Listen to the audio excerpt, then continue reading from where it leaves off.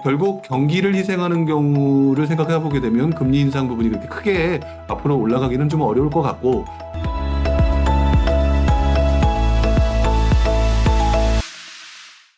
한국은행장이죠. 한국은행장이 최종금리 3.5% 정도 생각을 하고 있고, 그 다음에 이제 뒷말이 좀 애매한 그런 부분인 것 같아요. 경기 희생돼도 인상하겠다.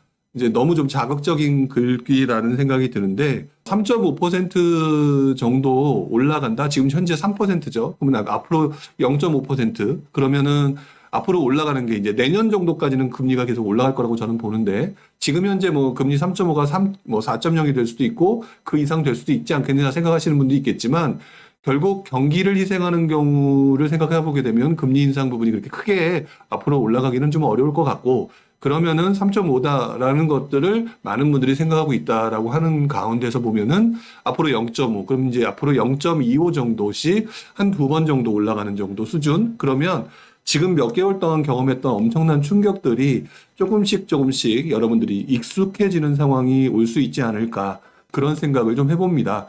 자, 그러니까 여러분들께서는 지금 금리 부분이 올라가는 시기다. 그런데 분명한 거는 지금 여기 내용에는 이렇게 남아 있죠. 경기 희생해도 인상하겠다. 이거는 제가 볼 때 립서비스라고 저는 생각이 들고요. 이게 왜 립서비스냐면, 경기가 희생되면, 그러니까 경기가 침체가 되게 되면 과연 그것들을 그대로 버틸 수 있는 그 한국은행 쪽이라든지 또 정부가 그럴 수 있을까? 그거는 립서비스로 지금 현재 금리를 올릴 수밖에 없는, 어차피 환율도 지금 1,400원대까지 올라와 있고요. 그 밖에도 이제 미국하고 금리차 부분을 생각해 보게 되면 자금 유출도 생각해야 될 거고요. 그러니까 우선순위로는 당연히 금리 인상이 먼저다. 그러니까 이제 약간 그렇게 얘기를 한다라고 저는 생각이 들고요. 하지만 길게 보게 되면 앞으로 지금과 같은 금리 충격은 나오기가 좀 어렵지 않을까라는 생각도 해보게 됩니다. 아까 나왔던 얘기, 최종금리가 3.5% 정도다 생각한다면 지금부터 시작해도 0.5 정도 되고, 0.5 정도 된다면은 앞으로 0.25씩 올라가게 되면 한 두 번 정도 올라가는, 그러면은 1년이라는 기간 동안에 미국이 어떻게 될지는 모르겠지만 1년이라는 기간 동안에 한 두 번 정도 올리는 정도 수준, 뭐 기껏해야 조금 더 기준을 좀 바꿔서 더 올려야 되겠다고 하더라도 한 세 번 정도 올라가는 수준. 그렇다면 지금처럼 스트레스를 받는 상황은 좀 아닐 거다라는 생각을 일단 큰 그림으로 해보고요. 다만 연끌하신 분들은 조금 힘이 든 분들이 있겠죠. 저는 연말쯤에 가산금리와 관련된 부분에 대한 고민도 정부가 또는 이제 금융기관, 금융감독원 쪽에서도 하게 되지 않을까라는 생각을 좀 해봅니다. 왜냐면은 결국에는 경기가 희생돼도 인상하겠다는 얘기는 립서비스라고 말씀드렸으니까 결국 경기 희생되는 부분을 최소화할 수 있는 부분에 대해서 신경을 써야 되겠죠. 또 반면에 여러분들도 그렇다면은 분명히 연끌한 누군가에 해당되시는 분들은 힘이 들어서 물건을 던지는 상황이 올 테니까 부동산 시장 자체가 안 좋은 상황이 조금 더 이어질 가능성은 있지만, 오히려 그것으로 인해서 가격을 싸게 구입할 수 있는 상황도 분명히 만들어질 수 있다라는 생각을 해보게 되는 것 같아요. 자, 그래서 금리 인상 부분에 대해서는 저는 다음 달에도 금리 인상할 가능성이 좀 높아 보인다. 하지만 금리 인상이라고 하는 부분은 경기 침체를 유발할 수밖에 없는 구조이기 때문에, 이 경기 침체라고 하는 부분이 어느 정도 진행됐을 때는, 제가 얼마 전이죠, 조선일보 트렌드쇼에 나가서 얘기했던 것도 동일한 내용이었는데요. 금리 인상을 간다는 얘기는 곧 경기 침체이기 때문에, 경기 침체가 어느 정도 이어지게 되는 경우는 다시 금리 인상의 속도가 줄어들거나 금리 인하 가능성이 나타나게 된다. 자, 이런 부분들을 말씀을 드렸고, 실제로 이런 부분들이 계속 진행되는 부분은 비슷하게 돼가는 거 아닌가, 이런 생각을 좀 해보게 됩니다.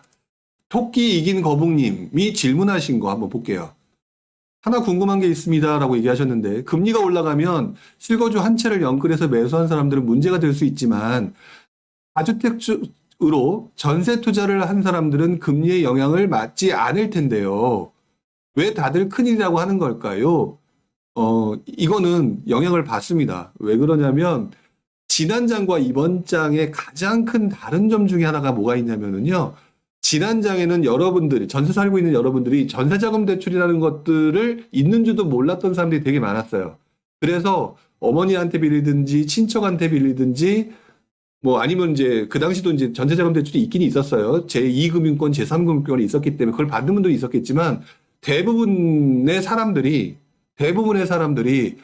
주변에서 얻어서 전세를 들어갔기 때문에 금리라고 하는 부분에 대해서 그게 크게 영향을 받지 않는 경우가 있었죠. 물론 거기다 금리 빌린 만큼 돈을 들이는 사람들도 있었겠지만, 근데 요즘 같은 경우는요, 워낙 금리가 많이 올라감으로 전세 가격이 많이 올라감으로 인해서 어떤 현상이 나타났느냐, 전세자금 대출이라고 하는 상품이 대중화가 돼버렸죠. 대중화가 돼버리고, 원래 전세자금 대출은 지난장에는 1금융권에서는 판매하던 상품이 아닙니다. 자, 그런데 이제 1금융권들에서 다 하고 있죠. 자, 그래서 전세자금 대출을 받아서 레버리지를 만들어서 전세를 들어온 사람들이니 이분들이 전세자금 대출에 따라서 금리 영향을 안 받을 수가 없는 거고요. 더더구나 실거주 하신 분들보다 전세자금 대출, 담보대출보다 전세자금 대출 금리가 조금 더 높거든요. 바로 그것 때문에 1금융권들이 수익을 내기 위해서 전세자금 대출 시장에 뛰어든 게 지난장 후반부거든요. 그렇기 때문에 금리의 영향을 받을 수밖에 없어요. 그래서 지금 현재 금리 인상은 지금 현재 올 하반기에 전세 대란, 전세난 가능성 높다라고 얘기했음에도 불구하고 지금 이런 상황이 발생됐던 부분은 전세자금 대출을 받아서 하는 분들이 전세를 받을 수 있는 상황이 못 되는 거죠. 대출을 받을 수 있는 상황이 못 되고 차라리 월세가 난 거기 때문에 월세로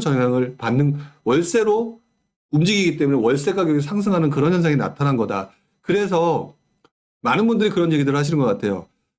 전세난 생긴다며 니네 틀렸다라고 얘기를 하시는데, 제가 볼 때는 틀린 거는 맞지만 그만큼 시장을 바라보는 게 그만큼 어려운 부분이고 또 시장이 그때그때 나타나는 현상에 따라서 행동이 달라지는 거다. 환경이 달라지고 그 결과물이 달라지는 거라고 말씀을 드릴 수가 있는 것 같아요. 자, 어쨌든 지금 현재로서는 금리 상승기고 그 다음에 전세자금 대출도 많은 분들이 받았던 그런 상황이기 때문에 이제는 금리에 영향을 안 받을 수가 없다. 이렇게 생각을 하셔야 된다라고 하는 게 맞을 것 같습니다. 지금 현재 상황은 많은 곳들이 떨어지고 있는 곳들이 많죠? 자, 그런데 여러분들 잘 생각해 보시기 바랍니다. 우리가 지난 몇 년간 상승하던 기간이 굉장히 길었고요. 지금 우리가 본 기간은 되게 짧은 기간이에요. 이 짧은 기간 동안에 무엇을 판단하고 행동을 하기에는 흔히 말하는 관성의 법칙에 의해서 상승장이 이어졌다면 지금 현재는 흰겨루기 상태이기 때문에 다시 반등의 기미를 보일지 하락으로 기미를 보일지를 아직 판단하기 어려운 상태. 자, 그런 상태에서 여러분들 지금 단기적으로 뭔가 자꾸 판단해서 움직이려고 한다? 좀 그거는 좀 아닌 것 같아요.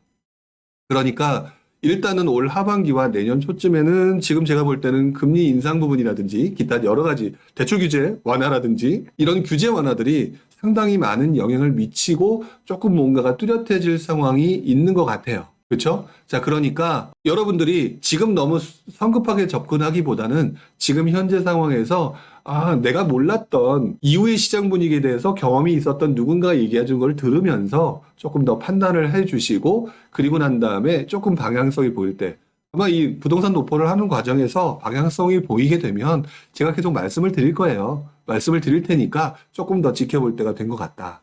그 다음에 연끌하신 분들은 당분간 되게 힘드실 겁니다. 어쩔 수 없는 부분인 것 같기도 해요.